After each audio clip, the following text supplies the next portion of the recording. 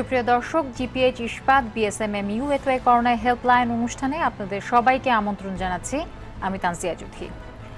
দর্শক, করোনার চলমান সংকটকালে বিভিন্ন রোগের চিকিৎসা পরামর্শ এবং করোনা নিয়ে আপনাদের নানান প্রশ্নের উত্তর দিতেই আমাদের বিশেষ আয়োজন করোনা হেল্পলাইন। এই অনুষ্ঠানে প্রতিদিনই আমাদের সঙ্গে থাকেন বঙ্গবন্ধু শেখ মুজিব মেডিকেল বিশ্ববিদ্যালয়ের একজন বিশেষজ্ঞ চিকিৎসক। আজও রয়েছেন নেফ্রোলজি বিভাগের অধ্যাপক ডক্টর মোহাম্মদ নজরুল ইসলাম। দর্শক, জানিয়ে রাখছি আপনাদের মতামত, অভিযোগ, প্রশ্ন শোনার জন্য আরটিভি টেলিফোন, ফেসবুক, মেসেঞ্জার আছে অবারিত। বিস্তারিত দেখুন স্ক্রলে এবং স্ক্রিনে।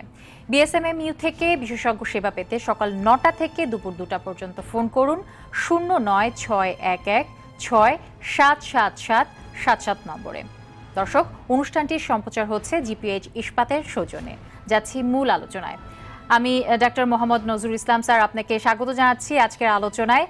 আপনার কাছে যে বিষয়টি প্রথমেই আলোচনা করতে চাই, যে প্রথম ওয়েভ শেষ করে দ্বিতীয় ওয়েভে দিন দিন আরো ভয়াবহ হয়ে উঠছে করোনা পরিস্থিতি। গতকাল সারা বিশ্ব দেখেছে করোনায় মৃত্যুর নতুন রেকর্ড। একদিনেই 6,000-এরও বেশি মানুষের প্রাণ হারান ভয়ঙ্কর এই মহামারীতে। বাংলাদেশে এর কতটুকু প্রভাব পড়তে পারে, আপনার বিশ্লেষণ আমি জানতে চাই আসলে এই বিষয়ে। ধন্যবাদ। আসলে করোনা ভাইরাস বিভিন্ন ইউরোপের বিভিন্ন দেশ, নর্থ আমেরিকা এইসব জায়গায় বা ব্রাজিল এসব জায়গায় সেকেন্ড ওয়েভ শুরু হয়েছে। বাংলাদেশে আসলে এই মুহূর্তে ঠিক সেকেন্ড ওয়েভ বলা যাবে না, আগের চেয়ে একটু সংক্রমণের রেট কমে আসছে। কিন্তু আগামী শীতে একটা জিনিস হচ্ছে, নর্মালি আমরা শীতে সবাই একটু গাদাগাদি করে থাকে, সেটা একটা চান্স হতে পারে, এটা একটা কারণ হতে পারে যে সংক্রমণ বাড়তে পারে। আর তাপমাত্রার সাথে আসলে ওইরকম কোনো রিলেশন নাই। আর আমাদের তাপমাত্রা শীতকালে 12 থেকে 15 ডিগ্রি থাকে, সেটা শীতপ্রধান দেশের তাপমাত্রা প্রায় স্প্রিংয়ের সমান। সেই জন্য যে তাপমাত্রা নিম্ন তাপমাত্রায় খুব বেশি যে বাড়বে সেটা বলা মুশকিল। তবে হ্যাঁ, মানুষ যেহেতু গাদাগাদি অবস্থায় থাকে, সেই জন্য ডিস্টেন্সিংটা মেনটেন হবে না, একটা চান্স থেকেই যায় হয়তো সেই শীতের সময় একটু করোনার প্রাদুর্ভাব বাড়তে পারে। স্যার, সামনে তাহলে শীত আসছে, এই বিষয়টি নিয়ে কি বলবেন? আমরা আসলে কি সতর্কতা অবলম্বন করতে পারি? আমরা আসলে শীতের সময় আমি যেটা বলবো যে বাসায় যদিও আমরা সবাই একসাথে থাকবো, যদি শীতের সময় বাসায় একসাথে থাকে আমি মনে করি মাস্ক পরা উচিত।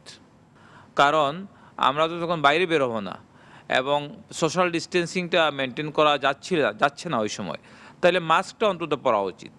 আসলে মাস্কটা খুবই উপকারী এবং যতদিন না ভ্যাকসিন অ্যাভেলেবল না হয়, আমি মনে করি mask will be act as a vaccine. তো মাস্কটা মনে হয় সবারই পরা উচিত এবং বাইরে গেলে তো অবশ্যই পরতে হবে। আমি মনে করি শীতের সময় বাসার মধ্যে যদি কেউ থাকে, কারোর যদি ন্যূনতম সিমটম থাকে, একটু কাশি থাকে, তাকে মাস্ক পরা উচিত। আর যদি ডিস্টেন্স মেনটেন করে কেউ থাকতে পারে, আলাদা রুমে থাকতে পারে, তাতে ভালোই। তো আমি মনে করি মাস্কটা আসলে সবারই পরা উচিত। তার মানে আমরা বলতে চাই যে, বা আমরা আসলে বুঝতে পেরেছি যে আসলে মাস্ক ছাড়া আসলে আমাদের কোনো গতি নেই, মাস্কটাই আসলে খুব প্রয়োজনীয় জিনিস এই মুহূর্তে। স্যার, বিশ্বব্যাপী করোনা সংক্রমণের 10 মাস পার করছে বিশ্ব। এই সময়ে করোনার চিকিৎসায় কতটুকু অগ্রগতি হয়েছে বলে মনে করেন? বিশেষ করে যখন বিশ্ব স্বাস্থ্য সংস্থা জানিয়েছে যে অ্যান্টিভাইরাল ড্রাগ রেমডেসিভির করোনার বিরুদ্ধে প্রায় অকার্যকর, সেক্ষেত্রে কোন ধরনের ওষুধ করোনার চিকিৎসায় ব্যবহার করা হচ্ছে, এই বিষয়টি যদি বলতেন। জিনিসটা একটু বলতে হয় যে দেখেন, করোনা একটা ভাইরাস, আসলে ভাইরাসের এগেনস্টে অ্যান্টিভাইরাল ড্রাগ লাগে, কিন্তু যে ড্রাগগুলো এই পর্যন্ত ইউজ হয়েছে যেমন রেমডেসিভির, সেটা কিন্তু আসলে করোনা ড্রাগ ছিল না। সেটা যদি ইউজ হয়েছে তারপরে কিছু কাজ হইতো, কিছু হইতো না, কিন্তু এখন তো বিশ্ব স্বাস্থ্য সংস্থা বলেই দিছে যে এইটা কোনো কাজ অতটুকু করে না। এছাড়া আরও যে ফেভিপিরাভির একটা ড্রাগ আছে, সেটাও খুব একটা ভালো কাজ করে না। বা এছাড়া আমরা যে নতুন একটা ড্রাগ বেরিসিটিনি বলে, সেটাও ইউজ করা হচ্ছে, কিন্তু কতটুকু কার্যকর আসলে সময় না গেলে বলা যাবে না। ওভারঅল আমরা বলতে হবে যে এই এই ভাইরাসের এগেনস্টে এটা কোনো সাধারণ ভাইরাস না। এই জিনিসটা বুঝতে, এতদিন এই 10 মাসে আমাদের যে একটা অভিজ্ঞতা, তা হলো যে এটা কোনো সাধারণ ভাইরাস না। এই ভাইরাসের শরীরের ভিতর গিয়ে সময় সময় তার স্বভাব বদলায়, শরীরে রোগ প্রতিরোধক ক্ষমতা অনেকটা কমায় দেয়। সেই মিলে এই ভাইরাসটার এগেনস্টে কোনো অ্যান্টিভাইরাল ড্রাগ কাজ করা অত্যন্ত দুরূহ, কারণ সে প্রতি মুহূর্তে তার স্বভাব চেঞ্জ করতেছে। আর এই ভাইরাসকে যদি আমরা একটা জায়গায় আটকায় রাখতে চাই বা এটাকে মানুষকে পুরো সমাজকে, তাইলে ভ্যাকসিন ছাড়া কোনো বিকল্প নাই। তাই আমরা ওয়েট করতেই হবে, এবং বিফোর ভ্যাকসিন আমরা মনে করি যে mask will be the act as a vaccine. সবাইকে বাধ্যতামূলকভাবে মাস্ক পরতে হবে। মাস্ক না পরলে এই ভাইরাসের সংক্রমণ রিয়েলি সামনের শীতে বা আগামীতে রোধ করা অসম্ভব হবে। অবশ্যই স্যার। স্যার 2021-এর ফেব্রুয়ারি নাগাদ অক্সফোর্ডের টিকা বাজারে আসার কথা জানানো হয়েছে। বাংলাদেশে আবিষ্কৃত টিকাও নিবন্ধিত হয়েছে বিশ্ব স্বাস্থ্য সংস্থার তালিকায়। বিষয়টি নিয়ে কতটুকু আশাবাদী হতে পারি আমরা, এ বিষয়টাই যদি জানাতেন। হ্যাঁ, যে টিকা অক্সফোর্ডের টিকা যেটা, সেটা বলছে যে সামনের ফেব্রুয়ারি মাসের দিকে হয়তো আসতে পারে। বাংলাদেশের যেটা গ্লোব ফার্মাসিউটিক্যালের টিকা যে ব্যানকপ, সেটাও তারা নিবন্ধিত হয়েছে। এই জায়গা থেকে আমরা একটা জিনিস দেখলাম যে বাংলাদেশের টিকা যেটা, সেটা স্ট্রেইনটা বাংলাদেশের যে ভাইরাল স্ট্রেইন তার উপর বেস করে তারা দাবি করে যে তারা তৈরি করছে। সেই ক্ষেত্রে হয়তো বাংলাদেশের টিকা বাংলাদেশের মানুষের জন্য হয়তো ভালো হবে। আমরা জানি না বাকি টিকাগুলো কেমনে কাজ করে, তবে হ্যাঁ, টিকা আসবে ফেব্রুয়ারি মাস অথবা মার্চ মাস নাগাদ। আমরা যে কবে পাবো সেটা হলো আসল জিনিস। আমরা যখন পাবো, আমরা যদি শুরু করি, দেওয়া শুরু হয়, তখন বলা যাবে যে অ্যাকচুয়ালি কতটুকু পর্যন্ত একটা টিকা দেওয়ার পরে তার এগেনস্টে অ্যান্টিবডি তৈরি হবে, তারপর আস্তে আস্তে এটাকে একটা এই পুরো ইনফেকশনটা কনফাইন্ড হয়। তাই আমরা যদি ফেব্রুয়ারি মার্চের মধ্যে টিকা শুরু করতে পারি, যদি পাই আমরা, তাই আমরা আশা রাখি হয়তো উইদিন 6 মান্থস এই ডিজিজটা একটা কনফাইন্ড স্টেটে চলে যাবে, এবং এটা নির্মূল হতে সময় লাগবে। কারণ এইরকম ভাইরাল ডিজিজ খুব সচরাচর হঠাৎ করে নির্মূল হয় না। ইট রিকোয়ার্স টাইম, হয়তো 1 বছর, 6 মাস থেকে 1 বছর, এরকম ভ্যাকসিনেশন, মাস ভ্যাকসিনেশন বলে, পুরো ভ্যাকসিনেশন যদি সমাজকে করতে পারি, তাইলে হয়তো আস্তে আস্তে একটা জায়গায় কনফাইন হয়ে যাবে ডিজিজটা। জি, ধন্যবাদ স্যার। আমরা আরো আলোচনা করব। এই মুহূর্তে একজন দর্শক আমাদের সাথে যুক্ত হয়েছেন টেলিফোনে, তার প্রশ্নটি নিয়ে আমরা আবারও আলোচনায় ফিরব। দর্শক, কে বলছেন, নাম বলে প্রশ্ন করুন এবং আমাদের সঙ্গেই থাকুন। জি, আমার নাম মোহাম্মদ মাহবুব রহমান, আমার বয়স 58। জি জি, আমি আমি আপনার নিউরোলজি স্যারের কাছে একটা প্রশ্ন রাখছি, নজরুল ইসলাম স্যারের কাছে। জি, প্রশ্নটি করুন, স্যার আমাদের সাথেই আছেন। সেটা হলো আমার আলট্রাসোনোগ্রামে কিডনিতে দেখা গেছে সিস্ট আছে, লেফট সাইডে 1 পয়েন্ট সামথিং, রাইট সাইডে 3 পয়েন্ট সামথিং, আর আমার কিডনি হলো 1.23। তো এই অবস্থায় আমার এখন কি করণীয়? আমার শারীরিক কোনো প্রবলেম আমি ফেস করতেছি না, আর প্রোটেস্টটা মাইল্ড এনলার্জ বলছে আর কি। তো প্রস্রাবে একটু সমস্যা হয় মাঝে মধ্যে, সেটা সবসময় থাকে না। জি স্যার, আমার কি করা উচিত হলে? দর্শক, আপনি আমাদের সঙ্গেই থাকুন। হ্যাঁ, স্যার মাহবুবুর রহমানকে কি বলবেন আপনি? মাহবুব সাহেব, আপনি বলছেন আপনার আল্ট্রাসোনোগ্রামের বাম কিডনিতে একটা সিস্ট এবং ডান কিডনিতে একটা সিস্ট আছে, আর আপনি বলছেন ক্রিয়েটিন 1.23, সম্ভবত বলছেন প্রস্টেটটা একটু বড় আছে, এই জন্য আপনার প্রস্রাবের সমস্যা হয়।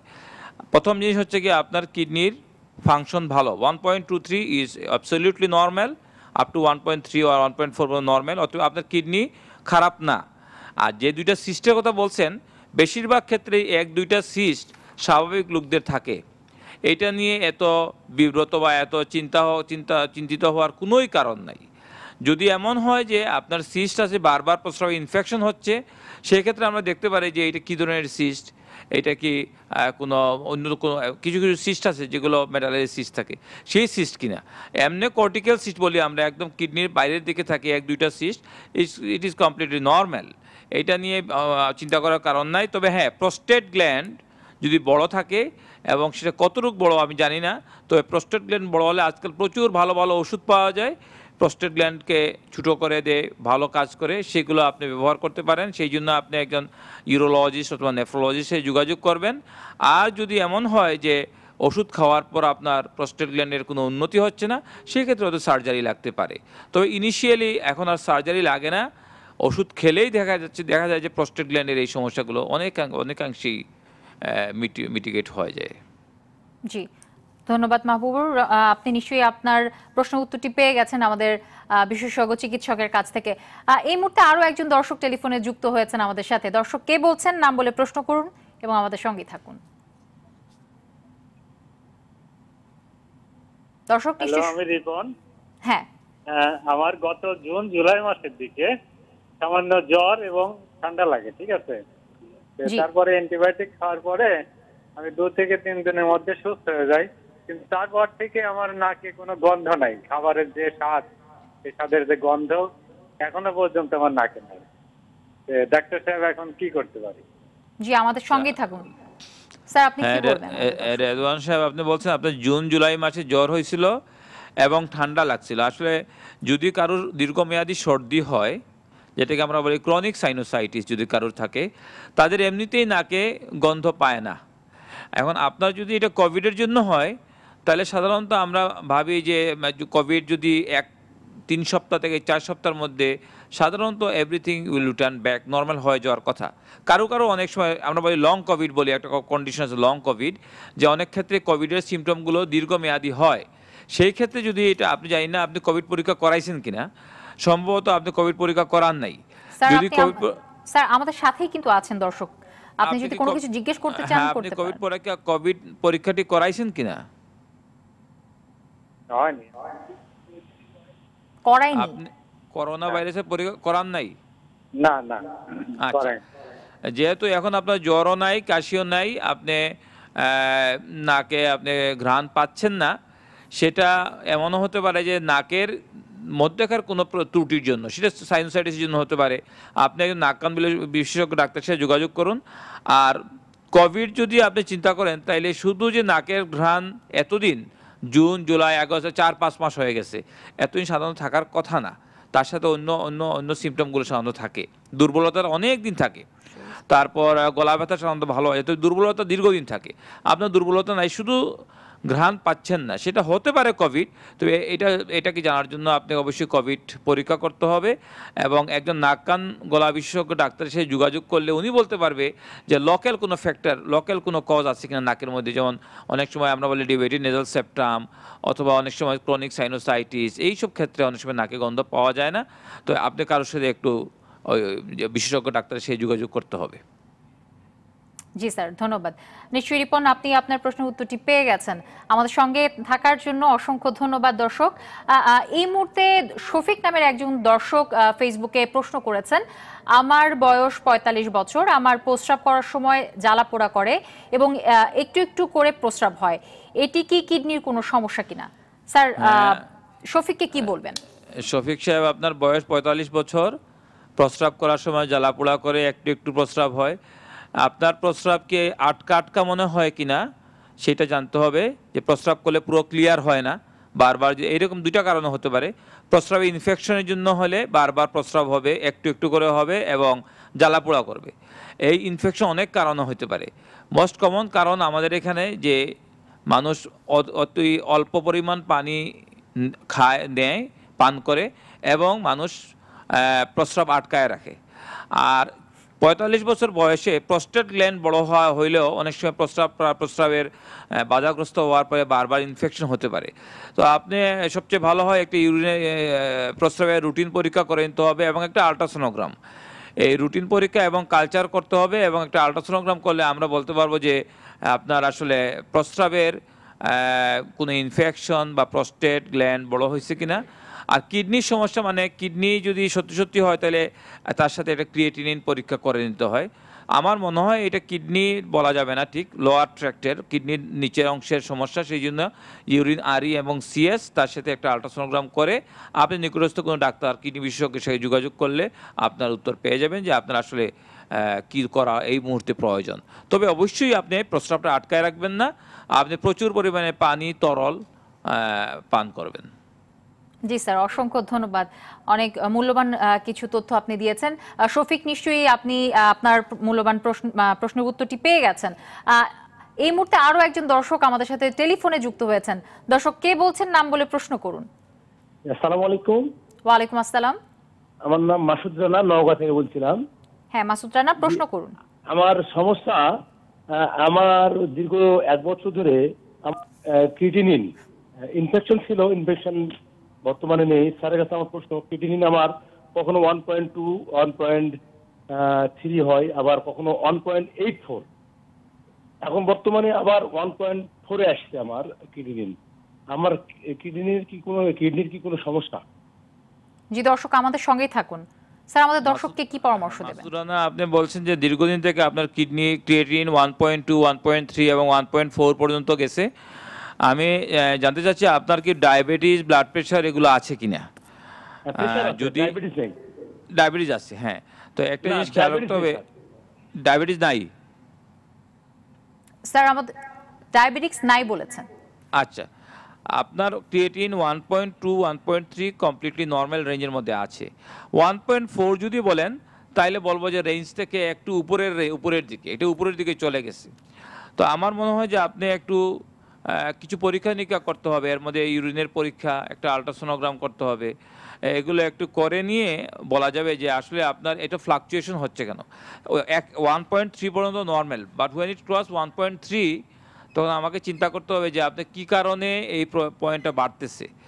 যদি ব্লাড প্রেশার থাকে, যদি ব্লাড প্রেশার কন্ট্রোল না হয় সেক্ষেত্রে বাড়তে পারে।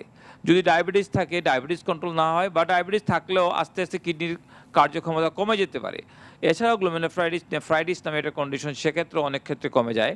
তো আমার মনে হয় যে অথবা বারবার মূত্র সংক্রমণ যদি হয় সেক্ষেত্রে অনেক সময় কিডনির এই পরিমাণটা বাড়তে পারে।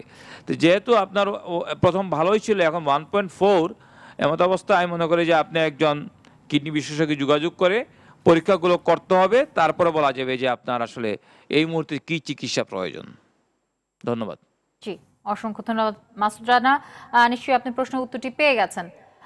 স্যার কিডনি নিয়ে যেহেতু কথা হচ্ছিল, এই বিষয়টি নিয়ে যদি বলি যে কিডনিতে আসলে কি ধরনের সংক্রমণ ঘটতে পারে, এক্ষেত্রে এটি বোঝার উপায় কি, এই বিষয়টি যদি বলতেন স্পষ্ট করে। কিডনিতে কিডনি কোভিডের সংক্রমণ।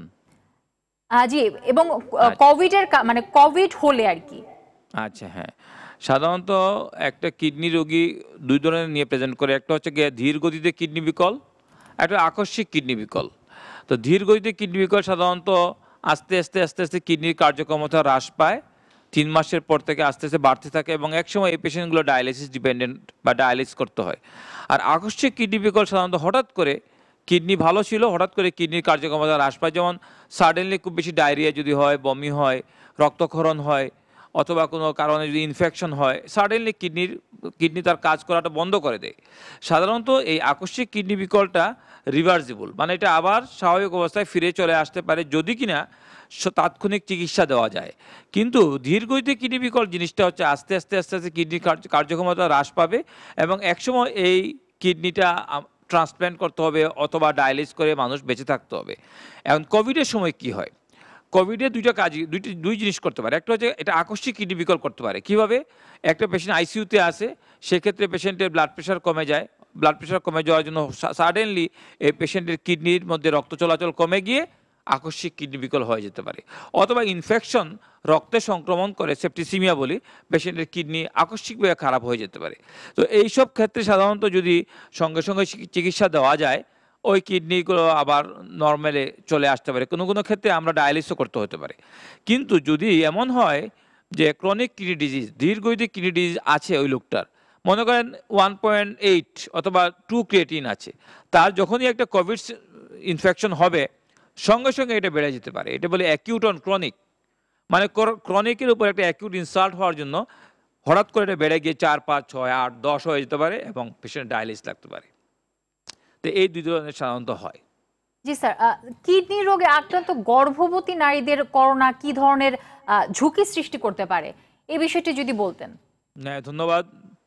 গর্ভবতী নারীদের কিন্তু কোভিড আলাদা কোনো কোনো মানে রিস্ক নাই। তবে হ্যাঁ, যদি আর্লি প্রেগনেন্সি হয় কোনো কোনো ক্ষেত্রে মিসক্যারেজ হতে পারে। আর আদারওয়াইজ নর্মাল লোকদের যেমন ফ্লু হয় যেভাবে, সেইভাবেই সাধারণত কোভিড গর্ভবতী নারীদের ক্ষেত্রেও হয়। একটা জিনিস, royal college of gynaecologist and obstetrician gynaecologist London, তারা একটা সার্ভে করছে 3 মাসের। তারা দেখছে যে না, যারা প্রেগনেন্ট লেডি আর্লি প্রেগনেন্সি বাদে যারা আছে তাদের সাধারণত খুব একটা সংক্রমণ হলেও এটা খুব সিভিয়ার ফর্মে যায় না। জি, আর যারা আর্লি প্রেগনেন্সিতে থাকে ওদের ক্ষেত্রে একটু রিস্ক থেকে যায়, ওদের মিসক্যারেজ হয়ে যায় অনেক সাথে। সেই ক্ষেত্রে বলা হচ্ছে যে আর্লি প্রেগনেন্সির ক্ষেত্রে সাধারণত একজন বিশেষজ্ঞ চিকিৎসকের সাথে সংযুক্তি থাকতেই হবে। জি, আর 2 নম্বর হচ্ছে গিয়ে এই প্রেগনেন্সি যদি কোনো লেট প্রেগনেন্সি হয়, লেবার হয়, যে এখনই তার বাচ্চা ডেলিভারির সময় হয়ে গেছে, তাহলে অবশ্যই সরকার নির্ধারিত কোনো জায়গায় তাকে যেতে হবে, কারণ সেখানে Covid specialist plus gynaecology obstetrician দুজনেই থাকতে হবে। ধন্যবাদ sir. Doctor Mohammad Nazrul Islam sir, অসংখ্য ধন্যবাদ। আজকে আমাদেরকে বেশ কিছু তথ্য এবং পরামর্শ দিয়েছেন। আমাদের অনুষ্ঠানে একেবারেই শেষ পর্যায়ে, নইলে আরো কিছু প্রশ্নের উত্তর নিতে পারতাম আমাদের দর্শকরা আমাদের সাথে যুক্ত থেকে আমাদেরকে আরো আমাদের সাথে রয়েছেন, আমরা খুবই আনন্দিত। দর্শক, এভাবেই আশা করছি থাকবেন আমাদের সাথে। আজ জিপিএইচ ইস্পাত এটুআই করোনা হেল্পলাইন এ পর্যন্তই। আগামীকাল রাত 9টায় আবার অনুষ্ঠানটি দেখার আমন্ত্রণ রইল। সবাই ভালো থাকুন, সুস্থ থাকুন, সবচেয়ে বড় কথা স্বাস্থ্যবিধি মেনে চলুন।